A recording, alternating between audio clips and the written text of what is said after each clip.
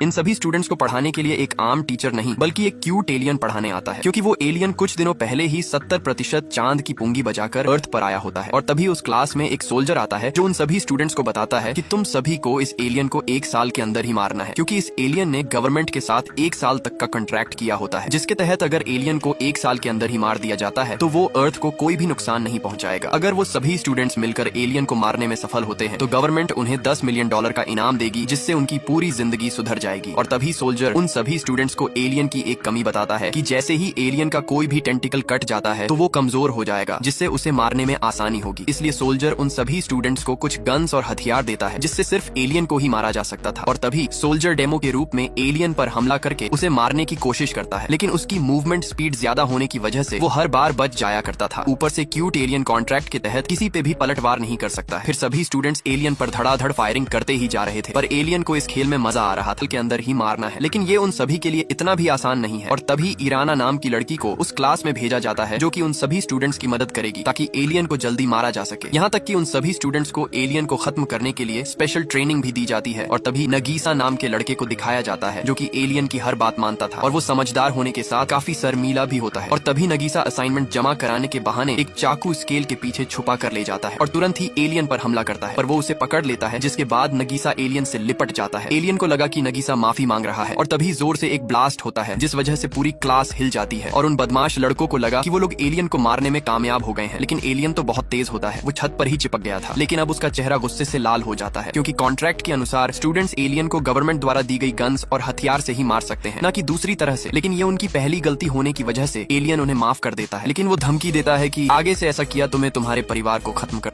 Alien जब garden में बैठकर बुक्स पढ़ रहा था कि तभी वो सभी स्टूडेंट्स उसे एक जाल में फंसाकर पकड़ लेते हैं और सभी लोग उस पर फायरिंग करने लगते हैं। लेकिन एलियन की मूवमेंट स्पीड इतनी ज्यादा तेज होती है कि वो बचते हुए जाली को ही तोड़ डालता है और नीचे गिर जाता है। सभी स्टूडेंट्स एलियन को खत्म करने की बहुत कोशिश करते हैं, पर वो बहुत तेज होता है। और तभी वहाँ पर कर्मा नाम का न्यू स्टूडेंट आता है और जैसे ही कर्मा एलियन से हाथ मिलाता है तो एलियन को चोट लग जाती है। और अब पहली बार किसी ने एलियन को चोट पहुंचाई थी, क्योंकि आज तक कोई भी एलियन को मार नहीं सका। और तभी कर्मा बताता है कि उसने अपने हाथ पर बहुत सारी ब्लेड लगाई हुई थी। कर्मा सभी स्टूडेंट्स में से बहुत इंटेलिजेंट लड़का होता है और अब सभी स्टूडेंट्स को लग रहा था कि कर्मा एलियन को खत्म करने में उनकी मदद करेगा। लेकिन कर्मा कितनी भी कोशिश करता था तो वो भी एलियन को मारने में नाकामयाब रहता था। और तभी गवर्नमेंट पर बढ़ते दबाव के कारण वो एक एआई स्टूडेंट को क्लास में भेजती है और तभी वो एलियन को टारगेट बनाकर बहुत से हथियारों से उस पर हमला करती है। लेकिन एलियन के मूवमेंट स्पीड के आगे वो एआई रोबोट भी नाकामयाब हो जाती है। लेकिन फायरिंग के दौरान सभी स्टूडेंट्स बेंच के नीचे छुप जाते हैं, क्योंकि उन्हें भी गोली लगने का खतरा हो सकता था, जिससे नाराज होकर वो लोग उस एआई रोबोट को जंजीरों से बांधकर कोने में बैठा देते हैं। अब एलियन उस एआई स्टूडेंट को बताता है कि अगर तुम मुझे खत्म करना चाहती हो तो तुम्हें सभी स्टूडेंट्स के साथ मिलकर काम करना पड़ेगा, ना कि अकेले।